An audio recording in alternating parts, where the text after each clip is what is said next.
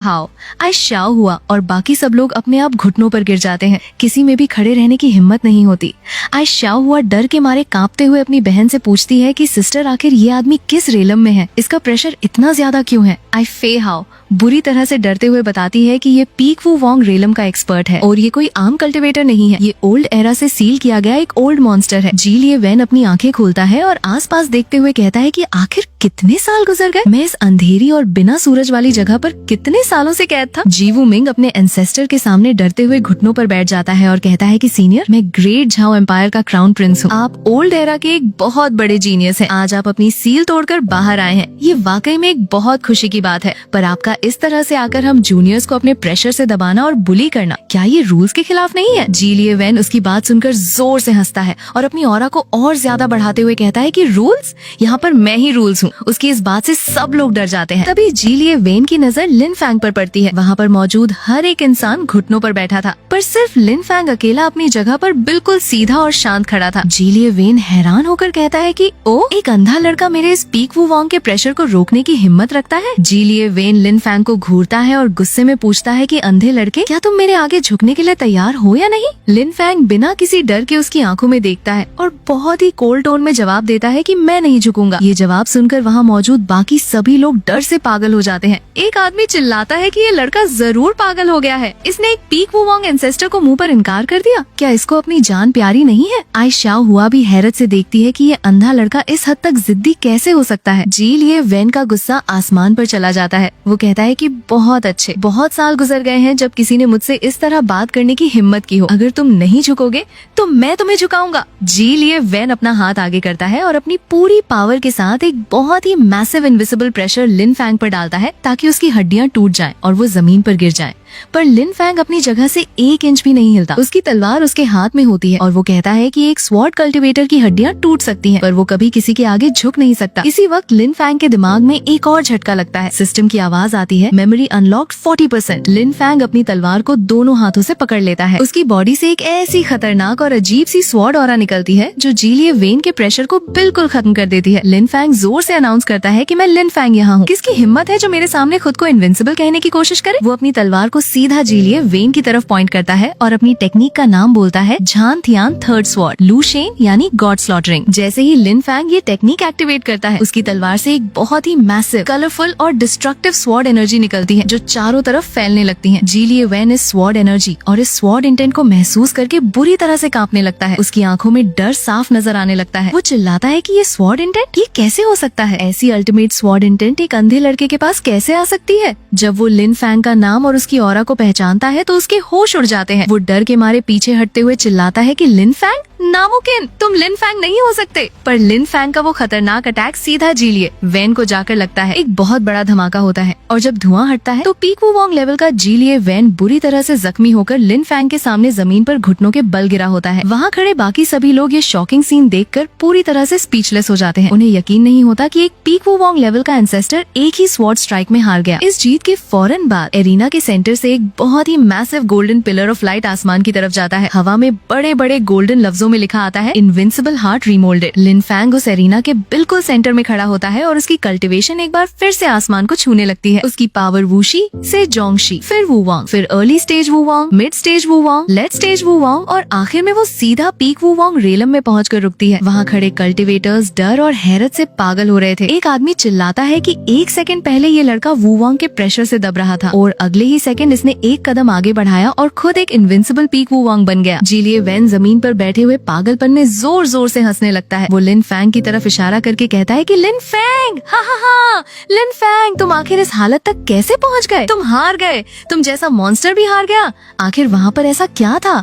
तुम्हारा invincible heart किसने निकाला। तुम्हारी आंखें कहाँ चली गयी। झोंग झाओ में आखिर ऐसा क्या है। जी लिए वैन की बातें सुनकर वहाँ खड़े लोगों को समझ आता है कि ये अंधा लड़का कोई आम इंसान नहीं है, बल्कि ये वो मॉन्स्टर है जिसने किसी वक्त में पूरे एरा को अपने आगे झुका रखा था। आई शाओ हुआ अपने दिल में सोचती सोचती है कि मैंने आखिर किस खतरनाक इंसान से दुश्मनी मोल ले ली थी। अब मुझे समझ आया कि इसके अंदर इतना घमंड और इतनी जिद क्यों थी। एक पीक वू वोंग के सामने भी इसने अपना सर नहीं झुकाया क्योंकि ये खुद उनसे बहुत ऊपर है। जी लिए वैन लिन फैंग के पास आता है और बहुत ही रिस्पेक्ट के साथ उसके सामने झुक जाता है। लिन फैंग उससे पूछता है कि तुम्हारी जी फैमिली का एंसेस्टर इस माई गुयुआन में कब आया था। जी लिए वैन डरते हुए जवाब देता है कि सीनियर, मुझे इस बारे में ज्यादा कुछ नहीं पता। ये बातें सिर्फ हमारी एंसेस्ट्रल बुक्स में लिखी हुई हैं।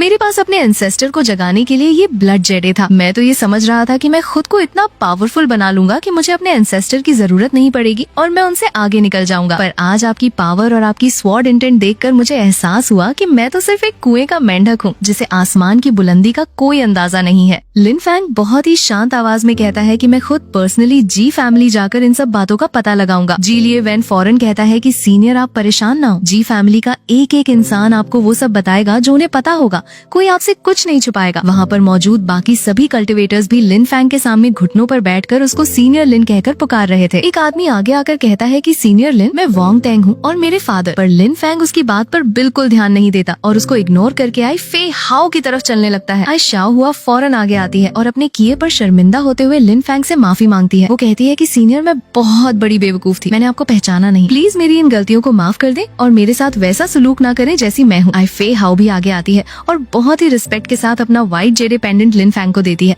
वो कहती है कि यंग मास्टर लिन, वेस्टर्न चुआई फैमिली के दरवाजे आपके लिए हमेशा खुले रहेंगे। अगर आप कभी भी उस तरफ से गुजरे तो प्लीज हमारी फैमिली में जरूर आइएगा। लिन फैंग उस पेंडेंट को अपने हाथ में ले लेता है और सिर्फ एक लफ्ज कहता है, ठीक है। इसके बाद लिन फैंग वहाँ से मुड़ता है और अपनी मंजिल की तरफ आगे बढ़ जाता है। सीन शिफ्ट होता है और हम देखते हैं कि लिन फैंग एक और सिटी के अंदर एक टैवर्न में टेबल पर बैठा वाइन पी रहा होता है। अचानक उसके दिमाग में एक और झटका लगता है और सिस्टम की आवाज आती है, मेमोरी अनलॉक्ड 43%। लिन फैंग के दिमाग में एक बड़ा सा लफ्ज आता है, झोंगझाओ यानी सेंट्रल प्लेन्स। वो इस नाम को दोहराता है। तभी टैवर्न में बैठे कुछ और लोग बातें करना शुरू कर देते हैं। एक आदमी अपने दोस्त से कहता है कि क्या तुमने सुना? दूसरा पूछता है कि क्या मसला है? पहला आदमी बताता है कि ठीक 3 दिन बाद दोपहर के वक्त वू शी सांगे पर फॉर्मर एम्प्रेस युन याओ को सबके सामने पब्लिक एग्जीक्यूशन दी जाएगी। ये सुनते ही लिन फैंग रुक जाता है। उसको युन याओ की याद आती है और उसके दिमाग में युन याओ का वो मैसेज आता है जिसमें उसने कहा था कि मेरा इंतजार करना। लिन फैंग अपनी पॉकेट से वो व्हाइट जेडे पेंडेंट निकालता है जो युन याओ ने उसके लिए छोड़ा था, जिस पर फीनिक्स बना हुआ था। दूसरा आदमी हैरान होकर पूछता है कि युन याओ, पर क्या वो गायब नहीं हो गई थी? पहला आदमी बताता है कि गायब कहाँ हुई थी, वो तो कुछ दिन पहले अकेले ही इंपीरियल पैलेस में घुस गई थी। पर बदकिस्मती से वो वहाँ के नेशनल प्रोटेक्शन ग्रैंड एरिया में फंस गई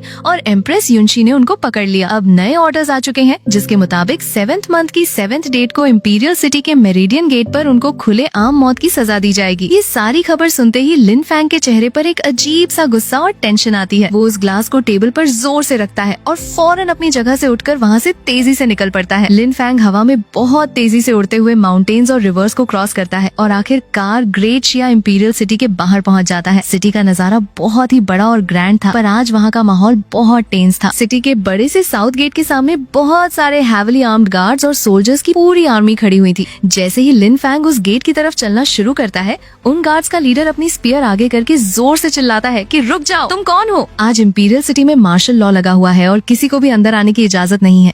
साउथ गेट आज नहीं खुलेगा, इसलिए चुपचाप यहाँ से वापस चले जाओ। पर लिन फैंग उसकी किसी बात पर ध्यान नहीं देता और बिना रुके आगे बढ़ता रहता है। गार्ड दोबारा से वार्न करता है कि अगर तुमने एक कदम भी और आगे बढ़ाया तो मैं तुम्हें मिलिट्री लॉ के हिसाब से यहीं पर मार दूंगा। लिन फैंग गेट के बिल्कुल सामने आकर रुकता है और बहुत ही लाउड डोमिनियरिंग आवाज में अनाउंस करता है कि ग्रेट शिया इंपीरियल सिटी वालों, मेरी बात ध्यान से सुन लो। युन याओ को फौरन छोड़ दो। अगर तुमने मेरी बात नहीं मानी तो आज मैं लिन फैंग इस साउथ गेट को अपने पैरों तले तबाह कर दूंगा और इस इंपीरियल सिटी का मास्टर बदल कर रख दूंगा। उसकी ये बातें सुनकर वहाँ खड़े सारे गार्ड्स और उनका लीडर जोर जोर से हंसने लगते हैं। लीडर मजाक उड़ाते हुए कहता है कि मैंने अभी क्या सुना? एक अंधा लड़का इस इंपीरियल सिटी को तबाह करने की बातें कर रहा है और वो भी फॉर्मर एम्प्रेस को बचाने के लिए। क्या इसकी इतनी औकात है? ये अंधा कहाँ से आ गया जो यहाँ आकर ऐसी फालतू बातें कर रहा है? लीडर अपनी स्पीयर को जमीन पर मारता है और कहता है कि मैं तुम्हें 3 तक गिनती गिनने का वक्त देता हूँ। अगर तुम यहाँ से नहीं गए तो इस जनरल की तलवार तुम पर कोई रहम नहीं खाएगी। लीडर गिनती शुरू करता है, 1 पर लिन फैंग अपनी जगह से बिल्कुल नहीं हिलता।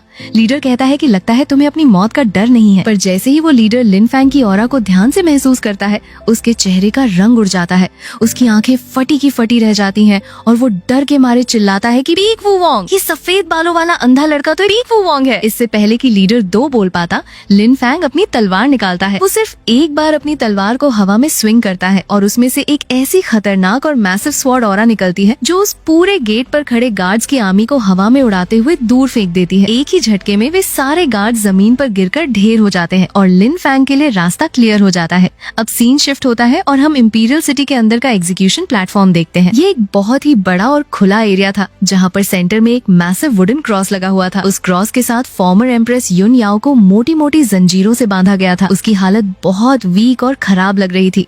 उसके कपड़े